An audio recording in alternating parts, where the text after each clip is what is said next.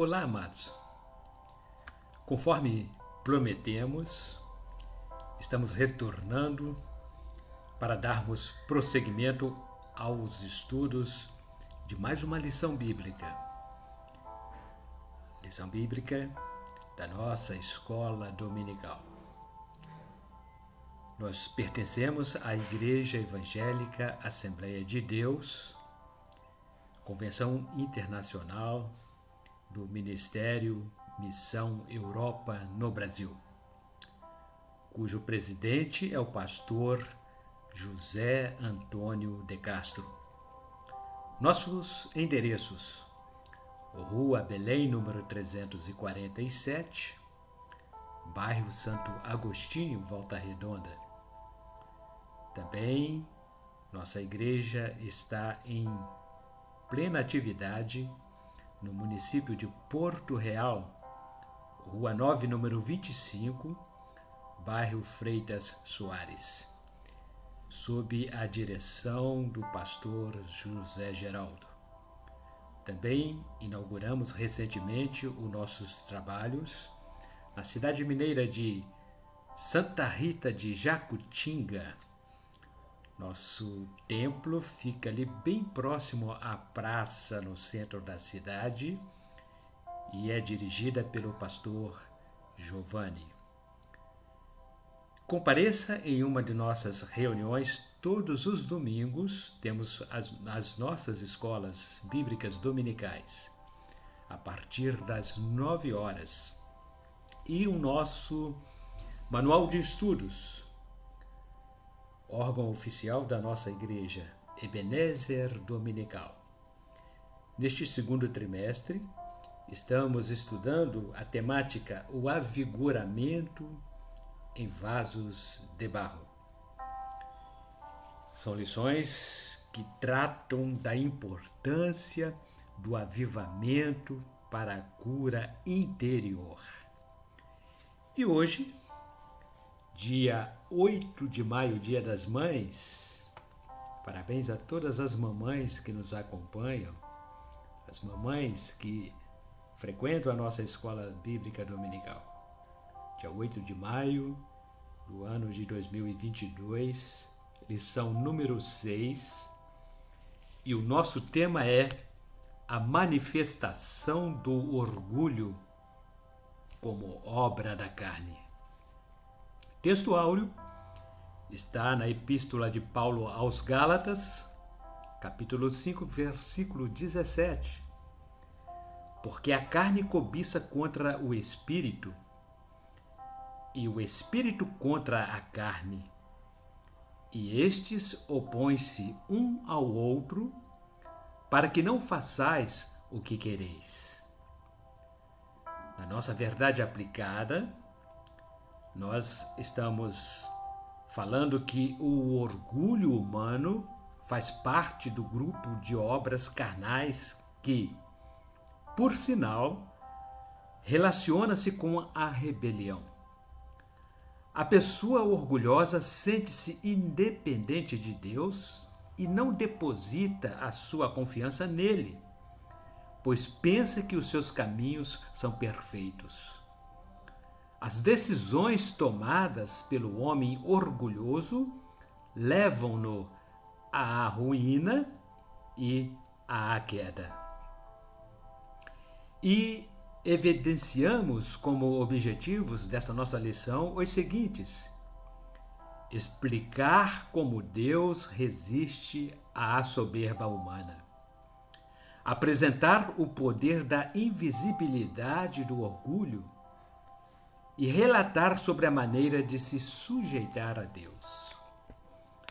Os nossos textos de referência encontram-se na Epístola de Paulo, 2 Timóteo, capítulo 3, versículos 1 a 5, que assim dizem: Sabe, porém, isto, que nos últimos dias sobrevirão tempos trabalhosos, porque haverá homens amantes de si mesmos, avarentos, presunçosos, soberbos, blasfemos, desobedientes a pais e mães, ingratos, profanos, sem afeto natural, irreconciliáveis, caluniadores, incontinentes, cruéis, sem amor para com os bons, traidores,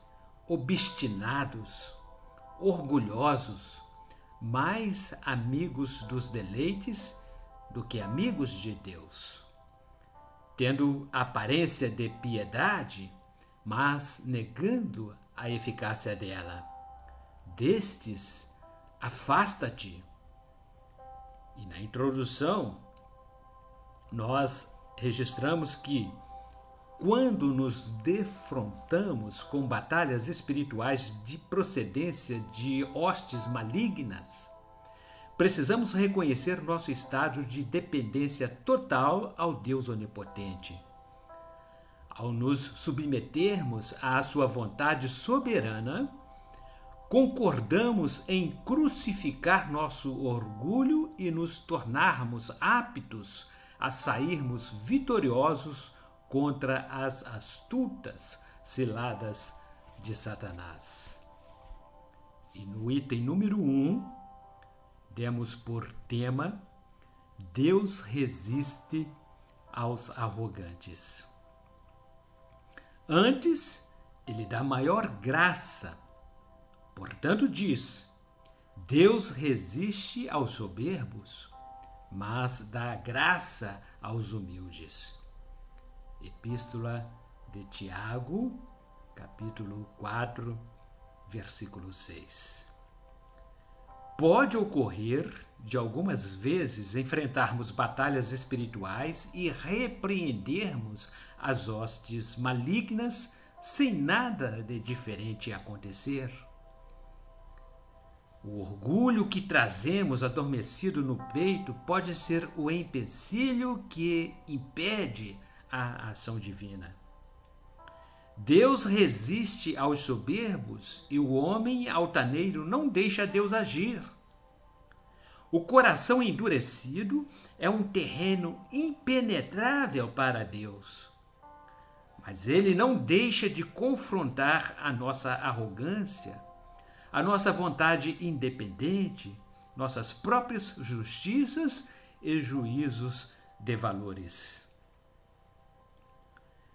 Item 1.1. A graça é reservada aos humildes de coração. A soberba do homem o abaterá, mas a honra susterá o humilde de espírito. Provérbios capítulo 29, versículo 23. A honra e a graça divinas sustentam o coração do homem humilde. Deus tem ojeriza ao sentimento de soberba, pois teve origem em Lúcifer, quando era um anjo de luz. As maiores desgraças acontecem entre as famílias por causa do orgulho.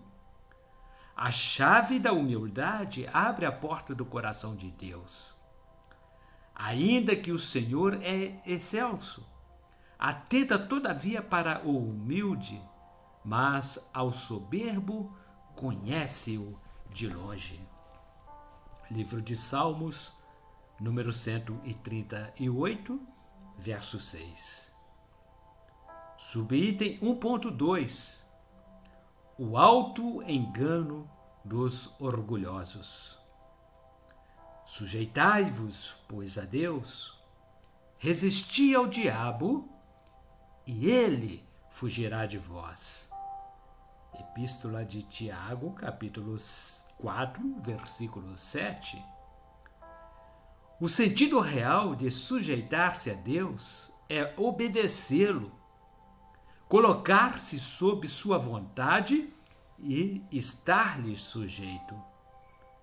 Essa expressão era usada entre militares como determinações para organizar divisões de tropas sob o comando de um líder.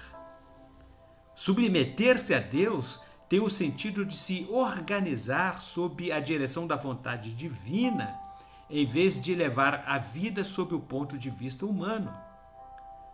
É um processo que cede a nossa vontade à vontade de Deus, pois o orgulho mantém a invisibilidade do poder divino e leva os orgulhosos ao auto-engano. Subitem 1.3. O orgulho asfixia e causa devastação à alma. Em vindo a soberba, virá também a afronta, mas com os humildes está a sabedoria. Provérbios capítulo 11, versículo 2. O orgulho causa asfixia, leva à destruição e à ruína. Trata-se de um pecado mencionado nas Sagradas Escrituras para descrever que Deus o odeia e sente abominação a qualquer sentimento de altivez. Ele cega o entendimento do homem e o torna em seu escravo. Pode ser considerado como produto da loucura. Com ele, sempre vem o desacato e o desrespeito ao semelhante, de modo que o homem orgulhoso é levado ao desprezo e à exterminação. Por estar sob o desagrado de Deus, a pessoa orgulhosa tende a ser odiada por todos os homens. Item número 2. Orgulho, pecado original. O primeiro pecado que se tem conhecimento na Bíblia é o orgulho. No segundo dia da criação, Deus criou os seres celestes. Um deles, Lúcifer, impressionava por sua beleza. O seu pecado foi ter se orgulhado da sua alta posição na hierarquia celeste e desejar construir o seu trono acima do trono de Deus. Seus fortes argumentos convenceram 1/3 dos anjos que, seduzidos, apoiaram-no. Ele quis ser igual a Deus e se encheu de orgulho. Desse modo surgiu a primeira contenda no céu. Confiaram na arrogância do pretenso líder de todos.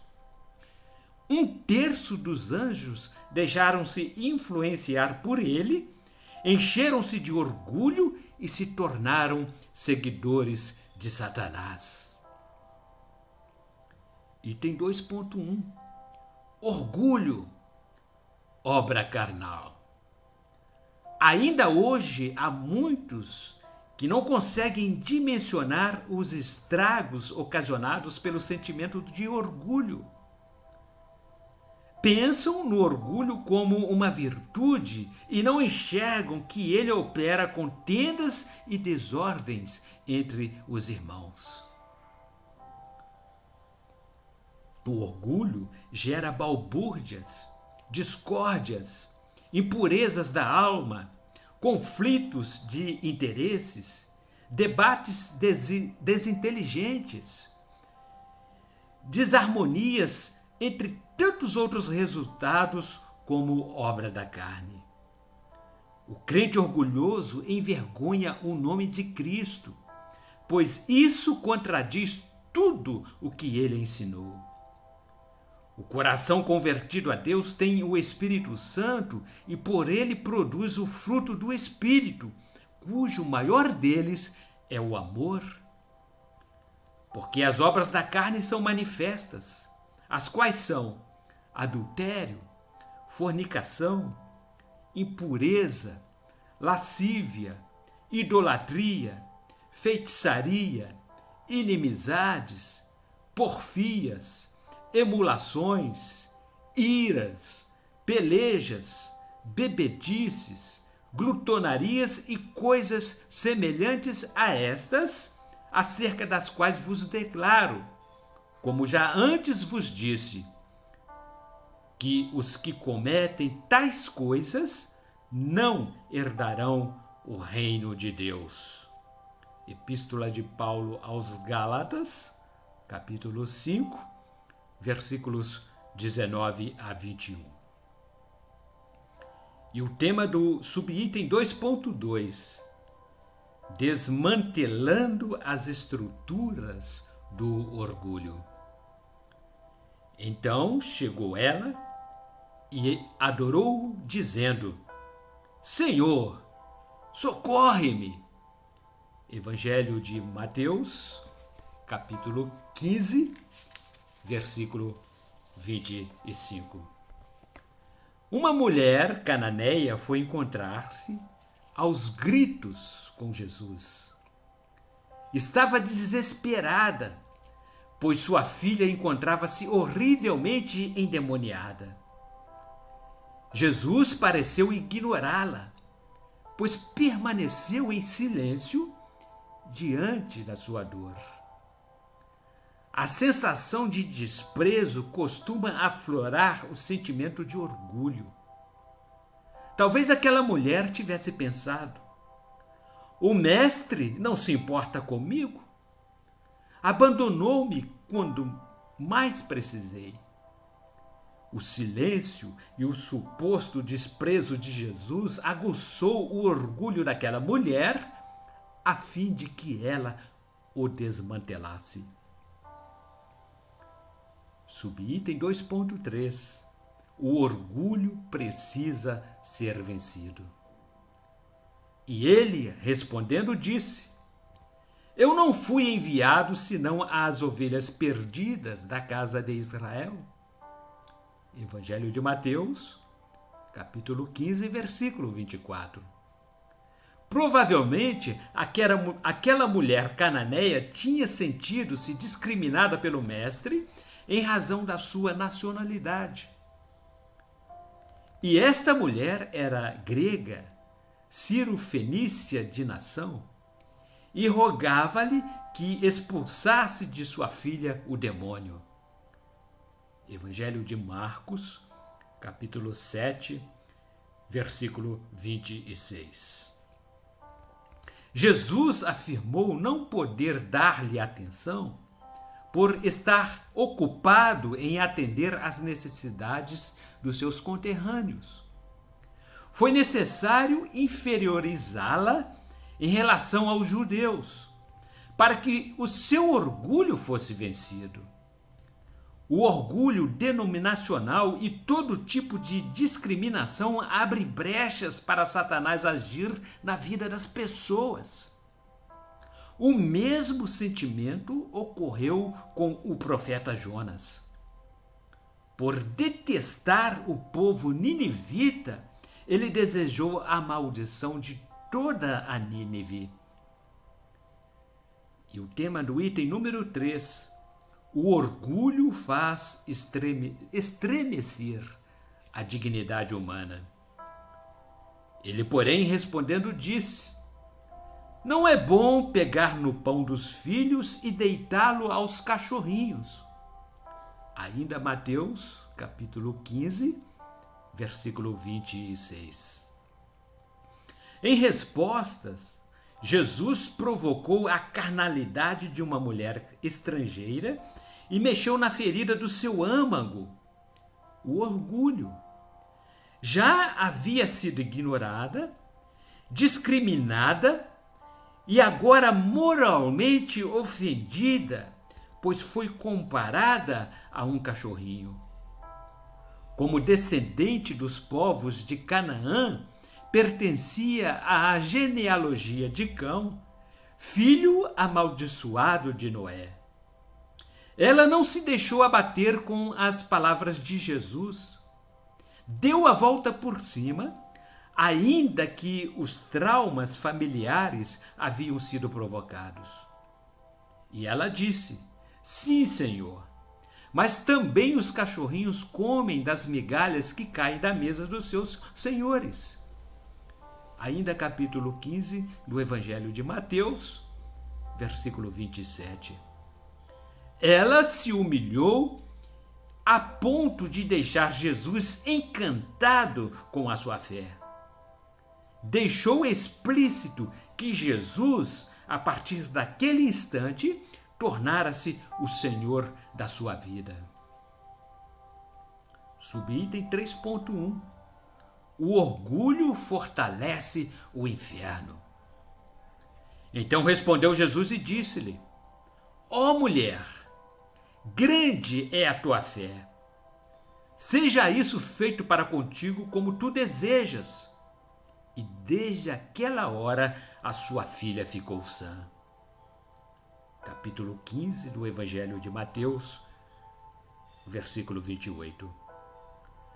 A partir do momento em que a mulher cananeia reconheceu a sua insignificância e deixou de lado todo o seu orgulho, a humildade passou a ocupar espaço em seu coração e as portas do céu abriram-se para ela. As cadeias do inferno romperam-se e até se esqueceu de que era fruto de uma família amaldiçoada. Cristo nos resgatou da maldição da lei, fazendo-se maldição por nós, porque está escrito: maldito todo aquele que for pendurado no madeiro, para que a bênção de Abraão chegasse aos gentios por Jesus Cristo e para que pela fé nós recebamos a promessa do Espírito. Epístola de Paulo aos Gálatas, capítulo 3, versículos 13 e 14. A humildade faz nascer a fé. Os que manifestam orgulho extensivo não dão valor ou não dão vazão à fé.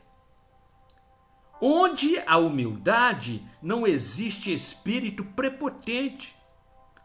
O orgulho constrói fortalezas para o inferno. Subitem 3.2. Percebendo claramente a humildade como virtude. Sujeitai-vos, pois, a Deus, resisti ao diabo e ele fugirá de vós. Epístola de Tiago, capítulo 4, versículo 7. Perceber claramente como se apossar da humildade como uma das qualidades do fruto do Espírito. Essa é a maneira de nos sujeitarmos a Deus como resistência às forças malignas. Sujeitar a Deus é abandonar todo tipo de orgulho e deixar que Deus tenha o pleno controle de nossa vida.